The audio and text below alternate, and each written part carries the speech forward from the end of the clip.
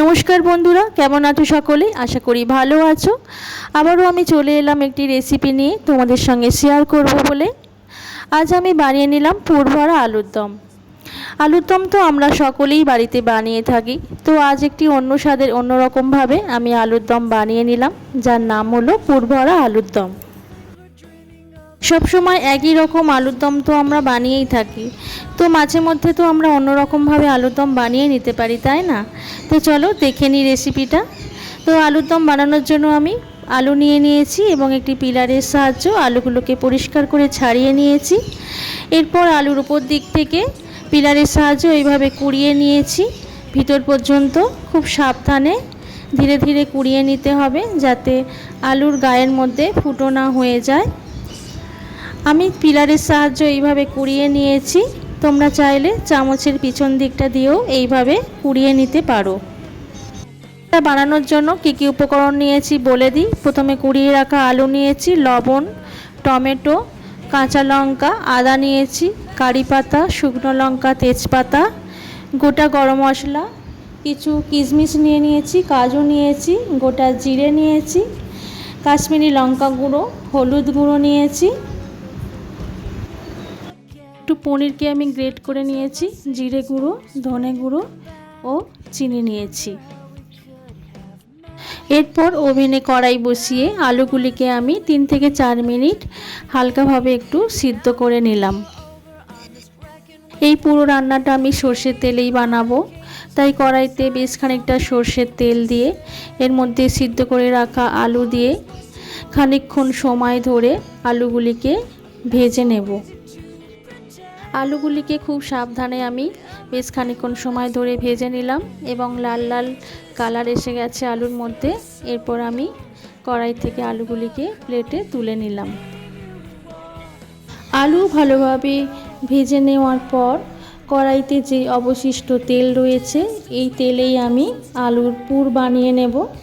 তো তার জন্য তেলে আমি শুকনো লঙ্কা, গোটা জিরে, তেজপাতা, গোটা গরম মশলা ও কুড়িয়ে রাখা আলুর টুকরো দিয়ে ভালো করে ভাজা ভাজা করে নেব।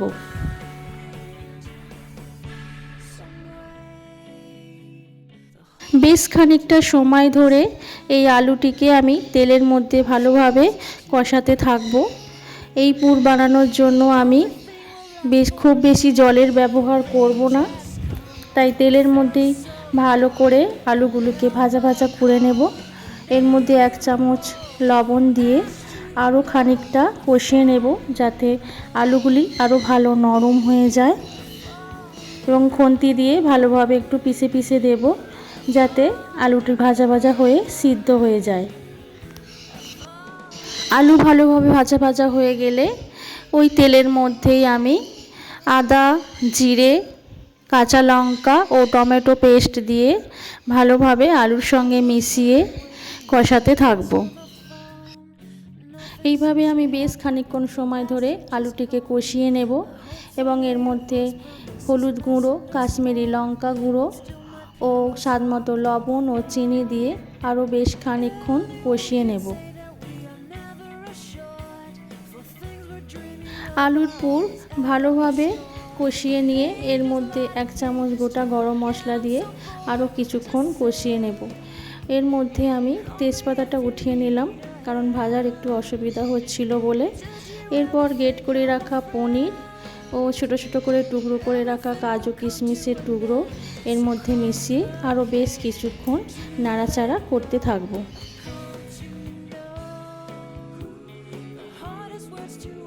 খুন্তি দিয়ে আলুর টুকরোগুলিকে একটু পিষে পিষে দেব, যাতে আলুর টুকরোগুলি ভালোভাবে সিদ্ধ হয়ে যায়। 1 থেকে 2 চামচ জল এর মধ্যে আরও যোগ করে কড়াইয়ের চাপা দিয়ে 5 থেকে 7 মিনিট আর একটু হতে দেব। 5 থেকে 7 মিনিট পর কড়াইয়ের ঢাকনা খুলে দেখলাম থকথকে একটা সুন্দর পুর আমার তৈরি হয়ে গেছে। এরপর একটু নাড়াচাড়া করে পুরটিকে আমি প্লেটে তুলে নিলাম।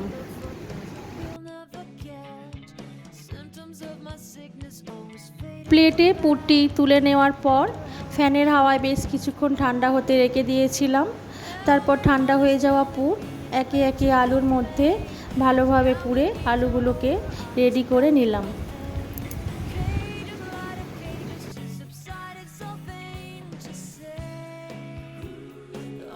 তবে একে একে আলুর মধ্যে আমি পুর ভরে সব আলুগুলোকে রেডি করে নিলাম। কিছুটা আলুর পুর আমার বেঁচে গেছে, এটা গ্রেভির মধ্যে দিয়ে দেব। এইবার চলো গ্রেভিটা বানিয়ে নিই। গ্রেভি বানানোর জন্য কড়াইতে বেশ খানিকটা সর্ষের তেল দিয়ে এর মধ্যে তেজপাতা, শুকনো লঙ্কা, গোটা জিরে ফোড়ন দিয়ে পেস্ট করে রাখা আদা, জিরে, কাঁচা লঙ্কা ও টমেটো দিয়ে ভালো করে কষিয়ে নেব। বেশ খানিকক্ষণ সময় ধরে আমি মশলা কষিয়ে নিয়েছি।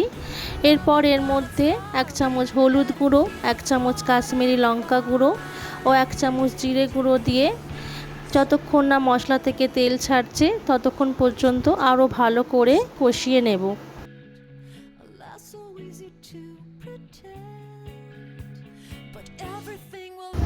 মশলা থেকে তেল ছেড়ে দিয়েছে।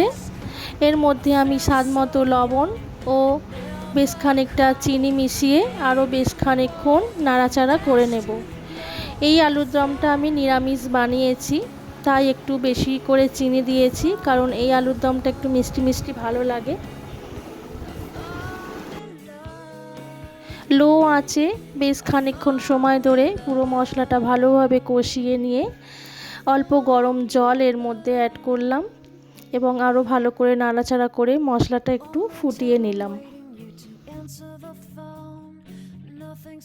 বেশ খানিকটা ফুটিয়ে নেওয়ার পর এর মধ্যে আমি কাজু বাদাম বাটার পেস্টটা মিশিয়ে দিলাম ও ভালো করে নাড়াচাড়া করে যে অবশিষ্ট পুরটা বেঁচেছিল সেটাও এর মধ্যে আমি অ্যাড করে দিলাম।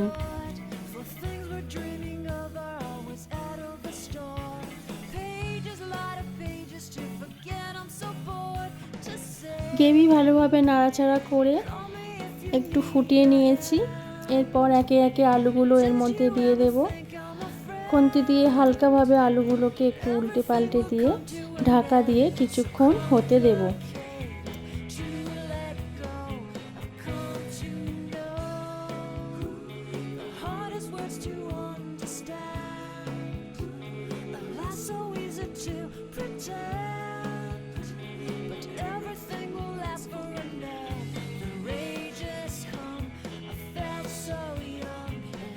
খানিকক্ষণ ফুটিয়ে নেওয়ার পর কড়াইয়ের ঢাকনা খুলে উপর থেকে 1 চামচ গোটা গরম মশলার গুঁড়ো দিয়ে আরও খানিকক্ষণ ঢাকনা বন্ধ করে হতে দেব।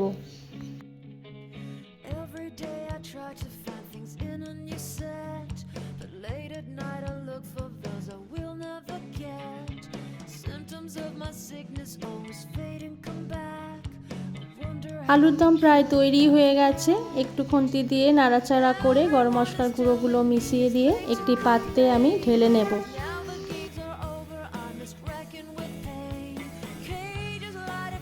আলুর দম নামিয়ে নেওয়ার পর একটি ছোট কড়াই বসিয়ে আমি একটি তড়কা বানিয়ে নেব।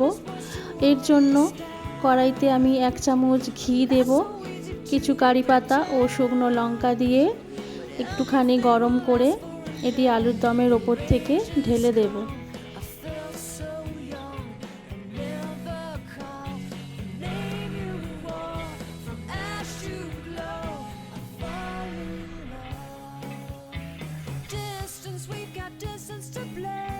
এইভাবে তড়কা বানিয়ে আলুর দমের ওপর দিলে আলুর দমের স্বাদ ও গন্ধ খুব ভালো হয়, খেতেও খুব সুন্দর লাগে, তাই আমি এইটা বানিয়ে দিয়েছি।